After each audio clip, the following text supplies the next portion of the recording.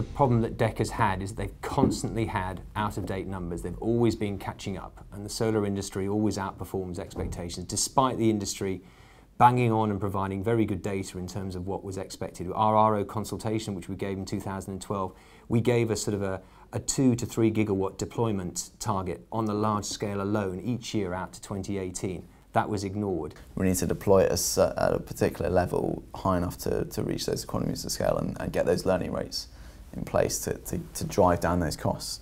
And previous experience of supporting renewables and supporting solar has shown that with adequate support we can reduce those costs. So why take away that those cost reduction opportunities now? At no point did DEC sit down and say, look, we've got serious concerns about this and that. What do you think would be the best way, to maintain stability in the industry and, maybe make some strategic shifts? At no point did that happen.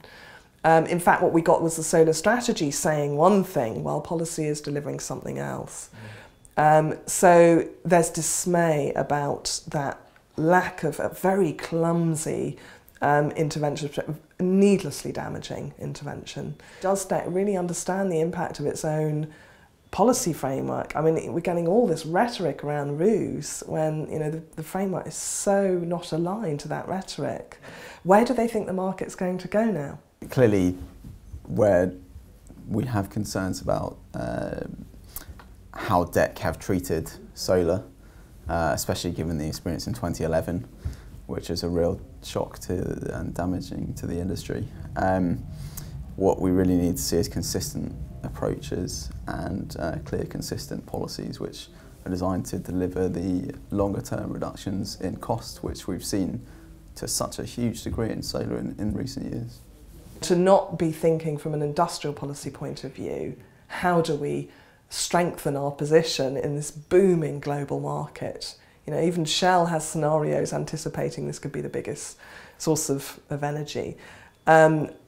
I think is very worrying, and I think there's a bit of a misunderstanding at DEC as to how much of the value is actually accrues in the UK for this technology. It is critical to have an efficient UK industry. Developers and debt financiers have to understand the system within the next 4 to 5 months, whereas in the old proposal, they actually had the next 2 years to get to understand the system. The REA and the SCA are really concerned about the impact of EMR and contracts for difference allocation on the SME sector and the independent sector.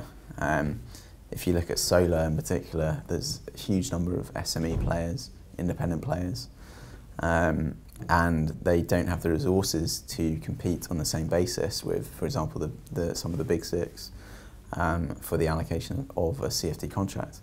The CFD will mean that only the best sites with the most efficient developers, the most efficient PPA providers, and the most efficient debt providers are able to compete in that market.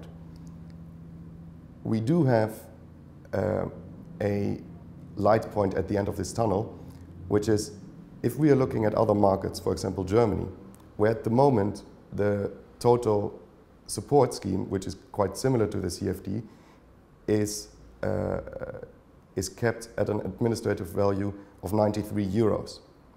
If Germany is able to build at 93 euros, I understand that there are higher costs in the UK due to planning, but we should be able to build for a competitive rate. I don't think that the industry is not ready to do this. We can handle this. It just feels like it really is a severe kick in the teeth. But we have to focus now on how do we find a route to market for the large-scale assets that are out there. We have to say that by only giving 4 months for a time which everybody anticipated to have 3 years is ridiculous. If there's one kind of silver lining to the cloud, potentially it could be when the European level pricing controls come to an end, and the SCA's own modelling shows that by the end of the delivery period in 2018-2019, solar PV will be below onshore wind in terms of its strike price. 61% of the overall costs of CapEx and OpEx for solar farms is derived, and the benefit for UK PLC. That is a really important statistic which we don't think government really properly understands. So that benefit, that is the driver as well of bringing all those costs down. So by doing that, we're able to meet these lower rock levels, we're able to transition into CFDs, you know, we're able to keep on that glide path. But pull the rug in March 2015 is just a bonkers thing to do, and you know, we've got to push back really hard on this one. It could be a case of kind of short-term pain and long-term pain, but not as painful as it could be.